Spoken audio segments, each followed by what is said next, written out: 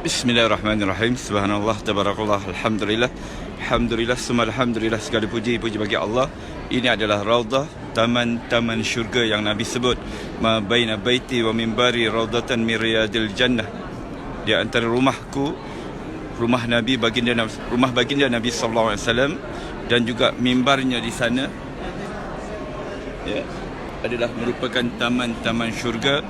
Dan di hadapan saya ini tiang 119 adalah tiang Aisyah, ya, yang mana baginda Nabi sallallahu alaihi wasallam menyebut dalam satu hadis sahih, ya, sekiranya kamu tahu tempat ini, nescaya kamu akan sanggup beratur untuk solat di sini, ya, iaitu di tiang Aisyah ini 119, ya.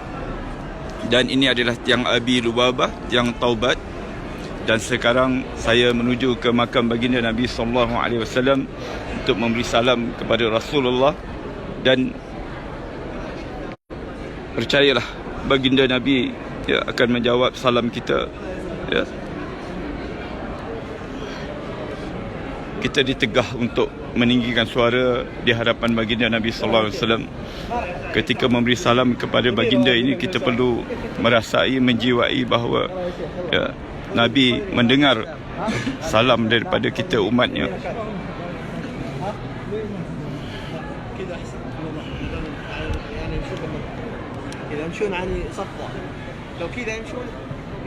Inilah makam baginda Nabi sallallahu alaihi wasallam, manusia yang diangkatkan darajat begitu tinggi di sisi Allah, merupakan kekasih Allah. Assalamu alayka ya Rasulullah.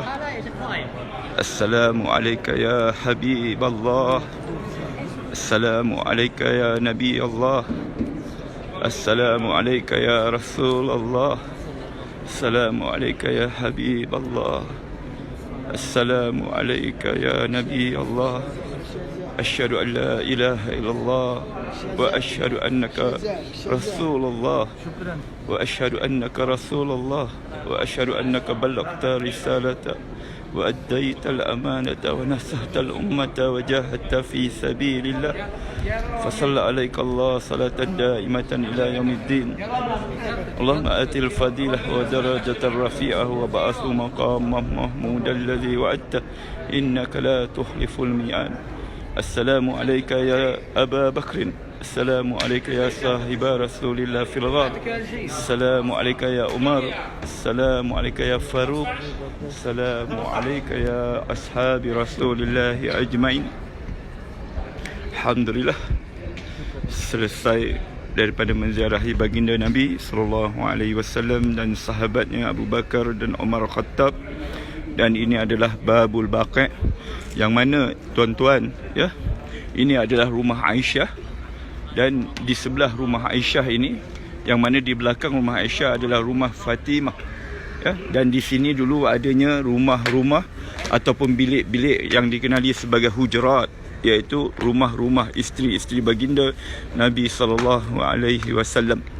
Dan di depan sana adalah perkuburan Baqi', yang mana di dalam perkuburan Baqi' itu terdapatnya makam-makam isteri-isteri Rasulullah sallallahu alaihi wasallam, anak cucu baginda Nabi, ya, sahabat-sahabat Nabi sallallahu alaihi wasallam, ada hampir lebih kurang 10,000 orang. Dan juga khalifah yang ketiga, iaitu Sayyidina Uthman, juga berada di dalam Baqi'. Ketika baginda Nabi sallallahu alaihi wasallam, Nabi hidup dulu, ya, bila Nabi berkelapangan, sebelah malamnya Nabi akan pergi ke Baqi'. Daripada rumah Nabi ini, ya, dan rumah Nabi yang lain, iaitu di sebelah-sebelahnya juga, yang dikenali sebagai hujurat. Bila Nabi ada kesempatan, maka Nabi akan berjalan sebelah malamnya ke perkuburan Baqi' untuk mendoakan keampunan untuk ahli Baqi'.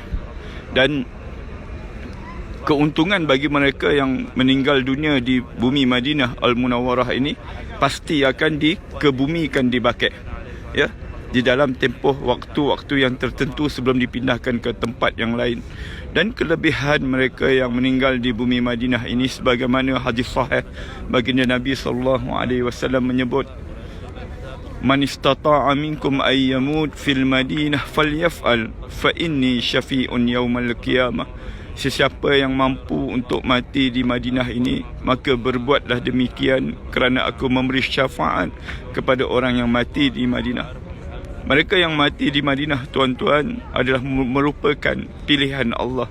Mereka yang dipilih oleh Allah Subhanahu Wa Taala. Ya. Bukan senang. Namun kita perlu berdoa kepada Allah, minta kepada Allah, minta sungguh-sungguh, ya Allah, ya, mudah-mudahan satu hari nanti bila aku datang ke Madinah ini, ya, aku dapat mati di Madinah. Umar Al-Khattab, ya, khalifah yang kedua, seringkali selalu sangat berdoa kepada Allah dengan doanya, Allahumma rzuqni syahadatan fi sabilika waj'al mauti fi biladi nabiyika. Itu doa Umar Khattab, ya Allah, rezekikan aku syahid di jalan Engkau dan matikanlah aku di negeri Rasul Engkau. Dan Allah, ya, Allah Subhanahu Wa Taala telah berkata, ud'uni astajib lakum. Berdoalah sungguh-sungguh, minta sungguh-sungguh, maka akan ku kabulkan doamu. Maka doa Umar ini diistijabkan oleh Allah Subhanahu Wa Taala. Maka Umar mati di Madinah. Ya, mati di Madinah. Untuk Umar kita rasa tak pelik, ya, kerana Umar memang tinggal di Madinah. Tapi yang kita rasa takjubnya, Umar mati syahid. Umar mati syahid dalam keadaan Madinah ini aman. Malah Islam telah berkembang sampai ke Eropah.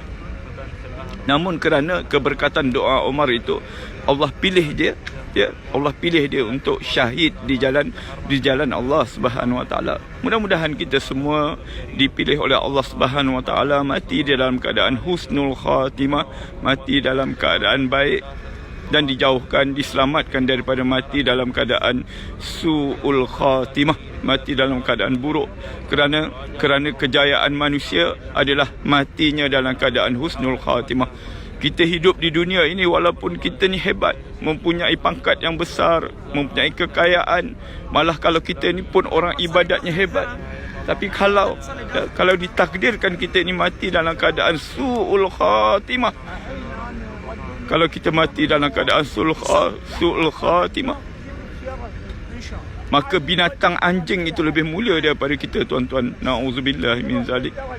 Seorang ulama pernah menyatakan ketika dia berjumpa dengan anjing, ya, dia berkata, belum tentu aku lebih mulia daripada engkau, anjing. Ya, sekiranya kalau aku mati dalam keadaan su'ul khatimah, aku lebih hina daripada engkau. Begitulah kita manusia ini, tuan-tuan. Kalau kita dicabut nyawa dalam keadaan buruk, dalam keadaan kita su'ul khatimah, dalam keadaan kita berdosa kepada Allah, dalam keadaan kita tidak sempat untuk bertaubat kepada Allah, maka kita menjadi sehina-hina manusia. Oleh itu minta kepada Allah selalu di dalam sujud kita, di dalam solat kita. Setiap hari kita solat 5 kali satu hari sekurang-kurangnya. Setiap kali kita solat, kita sujud, minta Allah 3 perkara. Allahumma inni as'aluka husnul khatimah, ya Allah, matikanlah aku dalam keadaan husnul khatimah. Allahumma rzuqni taubatan nasuha qabla al-maut, ya Allah, rezekikan aku taubat nasuha sebelum datangnya kematian.